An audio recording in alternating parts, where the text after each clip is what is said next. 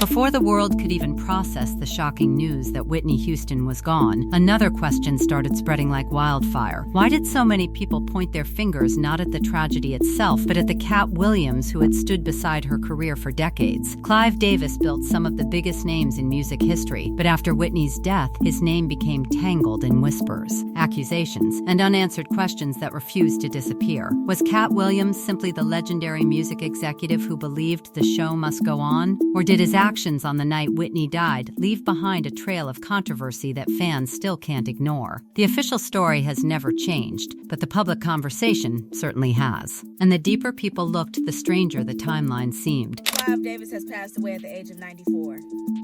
I woke up shocked this morning because this man has single-handedly outlived majority of the artists he was connected to. Leola Brown, Bobby Brown's sister, has said on several occasions that she was beaten. They saw her body. She didn't just die in a tub like... Contrary to the coroner's conclusion that her death was accidental, Hubel claims that Houston's body shows classic defense wounds consistent with someone fighting for her life. Everything that happens in a business that's based off of pretend, that seems like a setup is. Clive Davis spent decades earning a reputation as one of the most powerful figures in the music industry. His ability to discover talent was almost unmatched, and there is no denying that he helped launch and shape the careers of countless legendary artists. Whitney Houston was one of the brightest stars in that extraordinary lineup. Their professional relationship was often described as one of the most successful partnerships in modern music. But success and controversy have a strange habit of walking hand in hand. Over the years, critics questioned everything from record contracts to financial arrangements between artists and major labels, as Whitney's personal struggles became increasingly public. Speculations surrounding those business relationships only intensified. Fans began asking whether the people around her were protecting one of music's greatest voices or simply protecting a billion-dollar investment. Years before Whitney's death, headlines celebrated what was reported as one of the biggest recording contracts ever signed. The deal, reportedly worth around $100 million, was viewed as proof that Whitney remained one of the industry's biggest superstars. But blockbuster Katt Williams recording agreements often come with complicated financial structures. Industry observers have long noted that advances are typically recoupable, meaning artists generally repay those advances through future royalties before receiving additional earnings. As Whitney's commercial momentum slowed and personal challenges mounted, reports emerged that she was experiencing serious financial difficulties despite her legendary success. Stories circulated that she needed financial assistance and that debts connected to her career and personal life had become increasingly difficult to manage. Those reports fueled another round of speculation, with many wondering how one of the greatest selling artists in history could reportedly face financial hardship. Everything that happens in a business that's based off of pretend, that seems like a setup, is. In business, nothing is coincidental, or you will be hearing who's losing money. In all of these situations, it's only the artist that's losing. Somebody makes big money. When these rappers get killed, not incidental. Somebody made $100 million and now don't have to talk to that artist or none of their crew. Don't have to validate none of their contracts. Now only got to deal with the mama. Only got to see her once a year, and it's over. And the money, he goes up and up and up. After Whitney passed away in February 2012, something happened that has occurred with many legendary artists. Sales of her music surged almost overnight. Fans around the world rushed to buy albums, download songs, and revisit performances that had defined generations. From a business standpoint, it was predictable. From an emotional standpoint, it felt heartbreaking. The renewed interest generated substantial revenue for her estate, while discussions about outstanding financial obligations resurfaced. That reality reignited criticism of the music industry's financial model, where estates, labels, and contractual obligations often remain intertwined long after an artist is gone. Comparisons were even drawn to other high-profile performers whose estates became significantly more profitable after their deaths. Those similarities led some commentators to question whether the business of music sometimes benefits most when an artist's voice can no longer speak for itself. While those Those arguments remain deeply debated.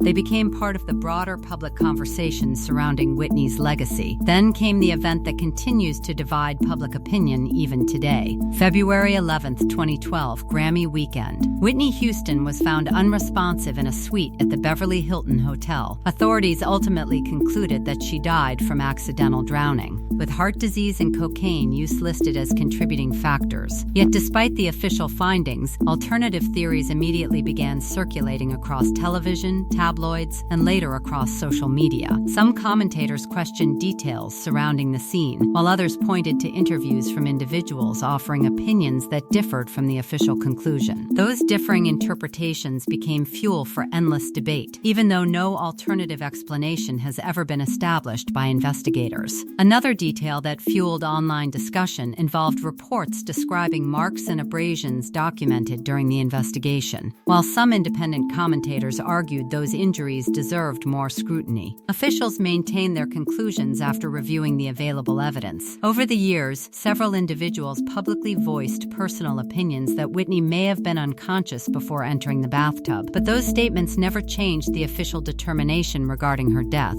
Even so, every conflicting opinion added another layer to a mystery that many fans simply refused to let go. As if that wasn't enough, another story spread rapidly through fan communities.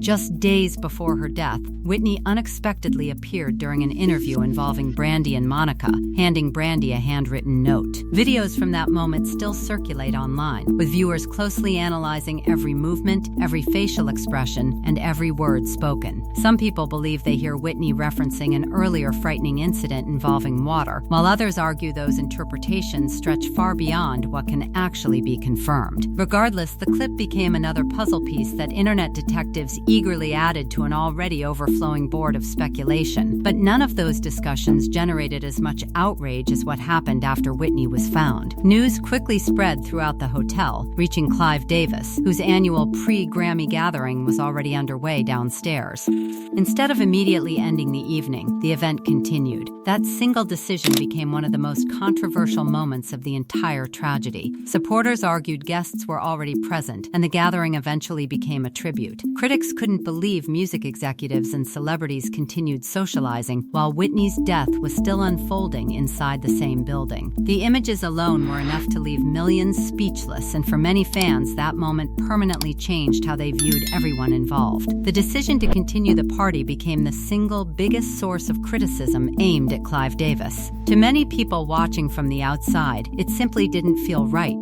The timing was impossible to ignore. Whitney Houston, one of the greatest voices of all time, had just died inside the very same hotel where music's biggest names were gathering to celebrate Grammy weekend. News cameras captured celebrities arriving while emergency activity surrounded the building. Almost instantly, the public began asking the same question: why didn't everything stop? In the days that followed, Clive defended the decision, explaining that the gathering evolved into a tribute for Whitney after the devastating news reached those in attendance. Some people accepted that explanation, others never did. Among Whitney's friends and fellow artists, reactions varied dramatically. Some believed the evening should have ended immediately out of respect, while others acknowledged there was no easy way to respond to such an unimaginable tragedy unfolding in real time. One of the strongest public criticisms came from those who said that if the event truly was a tribute, a quiet memorial and prayer would have been more appropriate than a celebration that continued late into the night. Those comments resonated with fans who were already struggling to process Whitney's sudden death.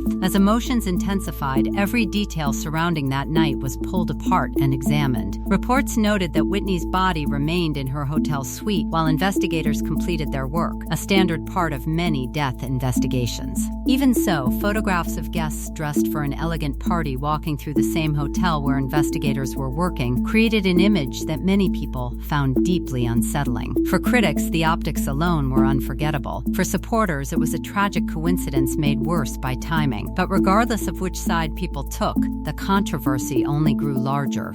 Then attention shifted to another moment that fueled endless online speculation. During the event, Sean Diddy Combs was among those who spoke publicly about Whitney. Because he was not generally viewed as one of her closest friends, some people questioned why he was chosen to address the audience. Others argued there was nothing unusual about a fellow artist sharing words during an emotional evening. Years later, clips of his television interviews from that period would be replayed repeatedly on social media, with viewers analyzing his body language, pauses, and wording. As often happens online, ordinary moments were treated by some as hidden clues, while others dismissed those interpretations as reading far too much into incomplete information. The internet did what it often does after the death of a beloved celebrity. It filled gaps in public knowledge with speculation. Rumors multiplied. Old interviews resurfaced. Grainy videos were slowed down frame by frame. Every contract, every photograph, every public appearance, and every business decision was presented by someone as evidence of a larger story. But despite years of discussion, no credible investigation has concluded that Whitney Houston's death was anything other than the official findings announced by authorities. The theories have persisted largely because people continue searching for answers to a loss that felt impossible to accept. What remains undeniable is that Whitney Houston's passing left behind more than heartbreak. It exposed long-running debates about the music industry itself, about complicated recording contracts, artist finances, addiction, fame, and the enormous commercial value that can surround a global superstar's legacy. Those conversations continue today because they reach far beyond one artist or one executive.